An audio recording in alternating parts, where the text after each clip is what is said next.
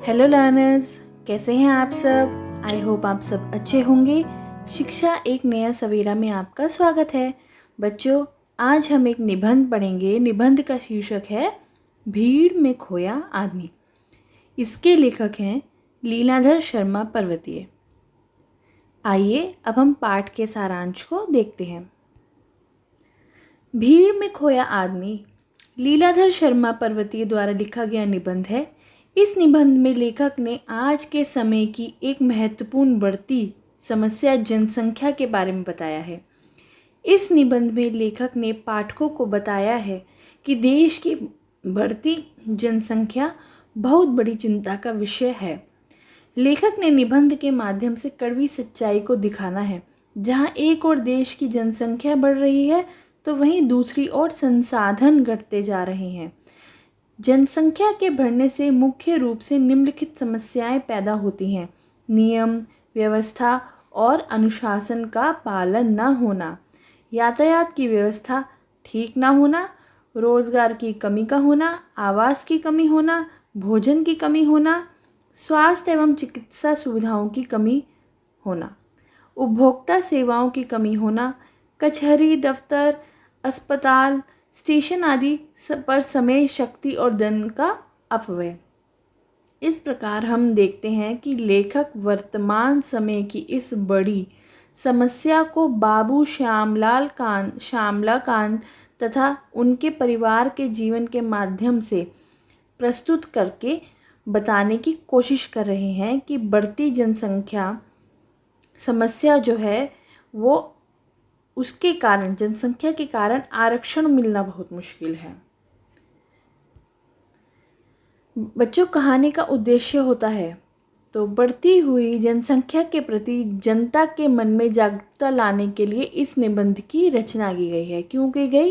क्योंकि जो लेखक है वह चाहते थे कि जनसंख्या के प्रति जनता के मन में जागरूकता उत्पन्न हो, कि जनसंख्या बढ़ोतरी के कारण तरह तरह की समस्याएं उत्पन्न होने लगती हैं।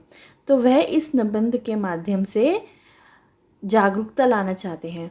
लेखक ने अपने मित्र बाबू श्यामलाकांत के परिवार के माध्यम से बढ़ती जनसंख्या से उत्पन्न होने वाले संकटों और समस्याओं की ओर लेखक का ध्यान आकर्षित करवाया है।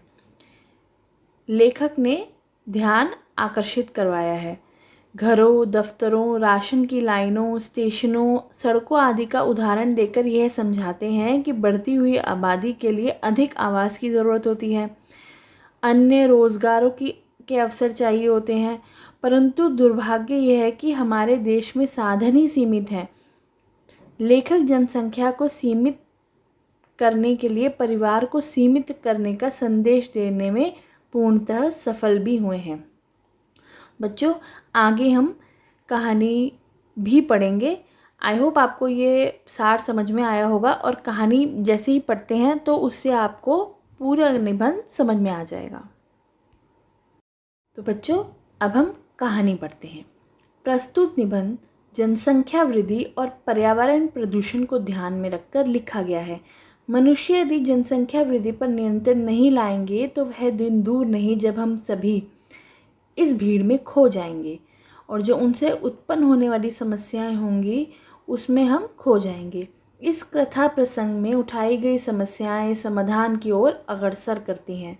कि जो ये कथा प्रसंग है, जो लेखक ने लिखा है निबंध जनसंख्या वृद्धि के ऊपर, तो वह हमें समस्याओं का समाधान भी बताना चाहते हैं।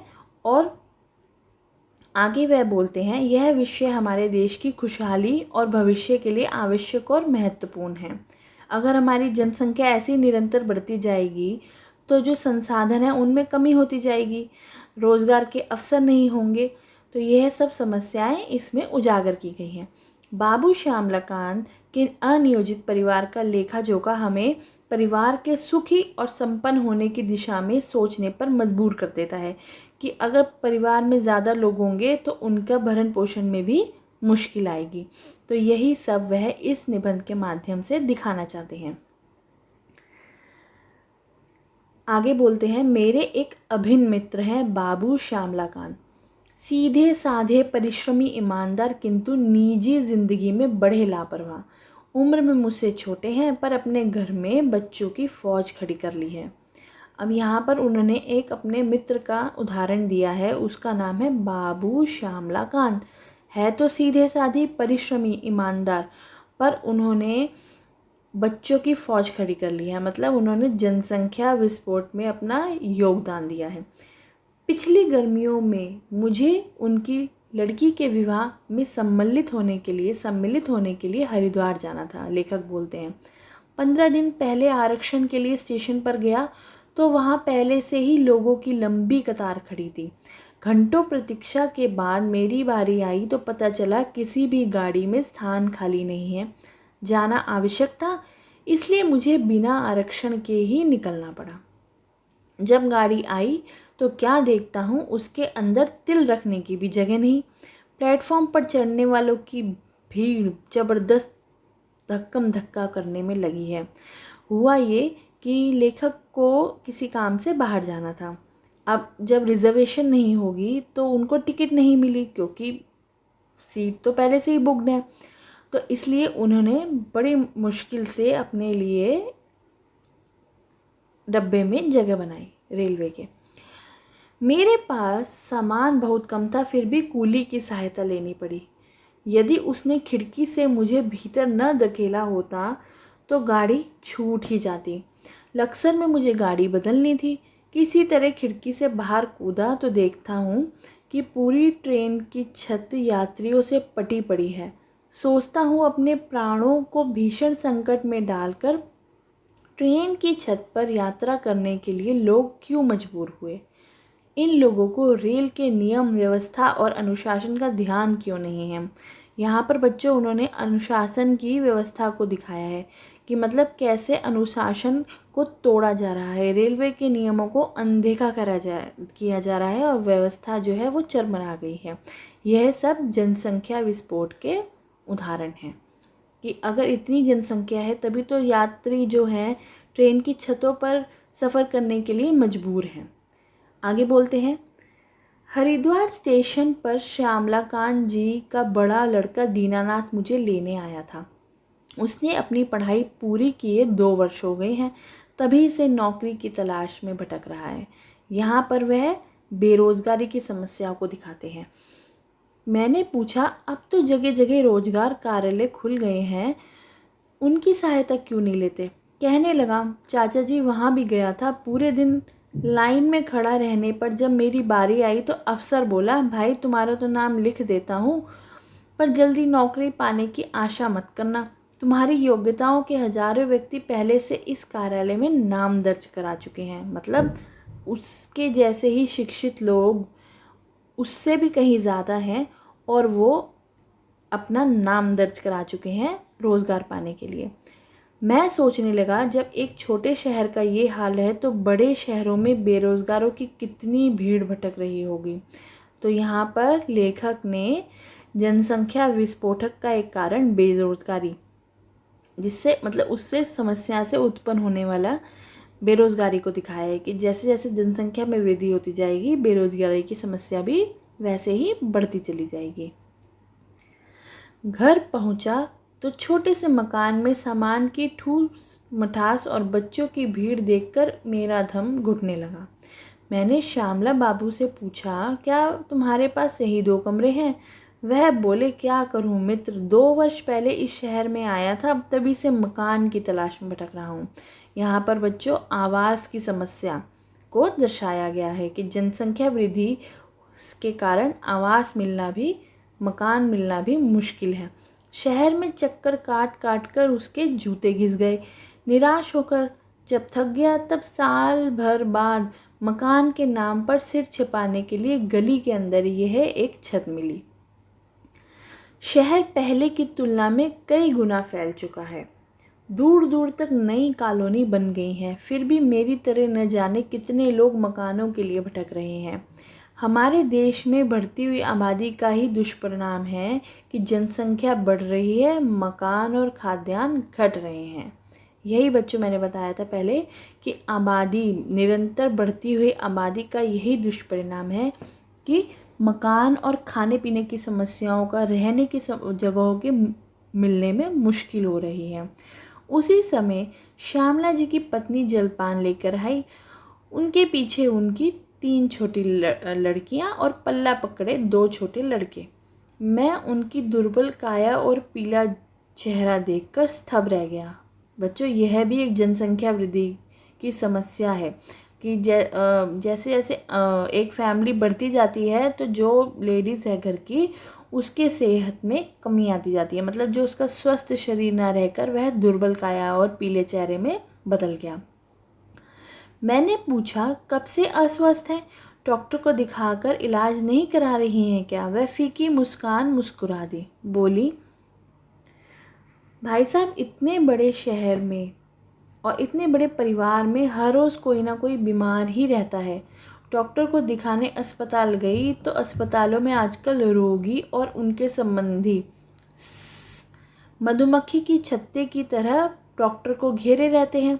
वह भी अच्छी तरह किस किस को देखें। आजकल तो ऐसा लगता है मानो पूरा शहर ही अस्पताल में उमड़ आया है। समझ में नहीं आता ऐसी भीड़ क्यों है। बच्चों, यह सब समस्याएं जनसंख्या वृद्धि के कारण ही है कि अब अस्पतालों में भी इतने मरीज़ आते हैं, रोगी आते हैं, डॉक्टर को भी एक एक को देखना मुश्किल हो जाता है। अब यही देखिए ना, मेरी तबीयत भी ढीली ही रहती है। सोचा था विवाह के कपड़े दर्जी से सिलवा लूँगी। बड़े बेटे को दर्जी के यहाँ भेजा, लेकिन वह जिस किसी भी दुकान पर गया, हर दर्जी ने पहले से सिलने आए कपड़ों का ढेर दिखाकर अपनी मजबूरी जाहिर कर दी कि पहले ग्राहक का स्वागत होता था, अब उसे भी चिरौरी सी करनी पड़ती है। फिर भी समय पर काम नहीं होता, मतलब इधर उधर भटकना पड़ता है, उनका काम नहीं होता क्योंकि इतनी जनसंख्या वृद्धि है, बहुत शादियां होती हैं। तो जो कपड़े सिलने वाला दर्जी है उसके पास भी काम की कमी नहीं है। दुकानें पहले से कई अधिक खुल गई हैं, लेकिन ग्राहकों की बढ़ती हुई भीड़ के लिए वह भी अब कम पड़ रही हैं। मतलब दुकानें तो खुली हैं, लेकिन इतनी भीड़ है कि उनकी जो संख्या है दुकानों की वह कम पड़ रही हैं। तभी बाहर से दूसरे बेटे सुमंत का हारा थका झुंझुलाया स्वर सुनाई दिया। माँ, जल्दी से एक कप चाय बना दो, आज पूरा दिन राशन की दुकान पर लग गया। इतनी भीड़ थी कि लाइन ख़त्म होने का नाम ही नहीं ले रही थी, फिर भी पूरा सामान नहीं मिल पाया।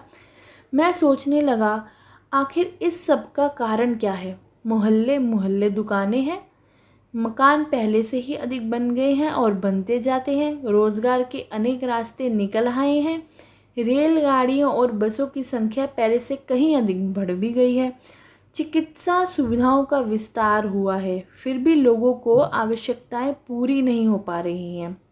जहाँ देखिए भीड़ ही भीड़। यह भीड़ क्यों बढ़ती जाती है? क्या आदमी स्वयं इसके लिए उत्तरदायी नहीं है? यहाँ पर लेखक ने बहुत सोच समझने के विचार के लिए ये क्वेश्चन उत्पन्न किया, प्रश्न लगाया कि इन सब का कारण क्या है। दुकानें तो खुल रही हैं, मकान भी पहले से अधिक बन गए हैं और रेलगाड़ियों की बसों की संख्या भी निरंतर बढ़ती जा रही है। इसलिए बढ़ रही है क्योंकि जनसंख्या में वृद्धि हो रही है। घर में बच्चों की भीड़ है, यह भीड़ भले ही हमें अच्छी लगती हो, लेकिन जब बात आती है पालन पोषण की, रहन सहन की, शिक्षा दीक्षा की, जो पूरी तरीके से सुव्यवस्थित नहीं हो पाती, यह भीड़ दुखदाई बन जाती है। मतलब अगर हम जनसंख्या वृद्धि करते रहेंगे, एक परिवार में बच्चे निरंतर बढ़ते चले जाएंगे, तो उनकी शिक्षा की, रहन सहन की, पालन पोषण की, सबकी जो व्यवस्था है वह खराब हो जाएगी। अस्पताल में भीड़ क्यों है? क्या यह भीड़ किसी को सुहाती है? क्या कोई स्वेच्छा से अस्वस्थ होता है? नहीं, स्वयं कोई बीमार नहीं होना चाहता। बीमारी कुपोषण से, गंदे और संकीर्ण मकानों के दूषित वातावरण से होती है। अगर एक परिवार की जनसंख्या, मतलब एक परिवार के जो उनमें बच्चे हैं वो ज़्यादा हैं, तो क्या होगा? कुपोषण होगा, प्रॉपर खाना नहीं मिलेगा, बीमारी फैलेगी, और मकान छोटे होंगे तो उनको रहने में प्रॉब्लम होगी। यदि सीमित परिवार होंगे, यहाँ पर वो बताते हैं समाधान, स्वच्छ जलवायु होगी, खाने के लिए भरपूर भोजन सामग्री होगी तो बीमारी से बचा जा सकता है।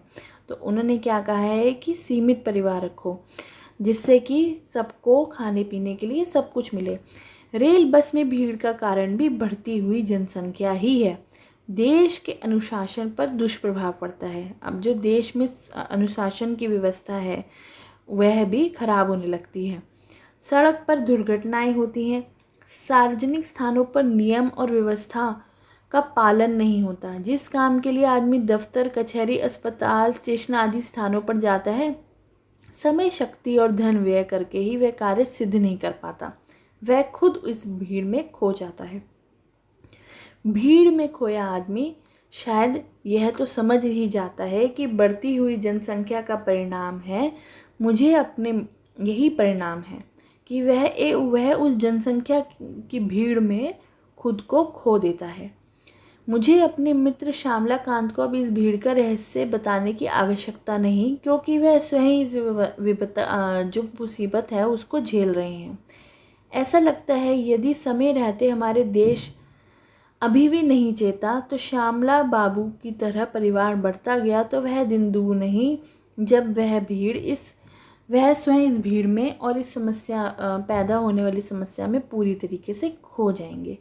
तो बच्चों, लीलाधर शर्मा पर्वतीय जी ने बहुत ही अच्छा निबंध लिखा है जिसमें जनसंख्या वृद्धि और उसके समाधान को भी बताया है।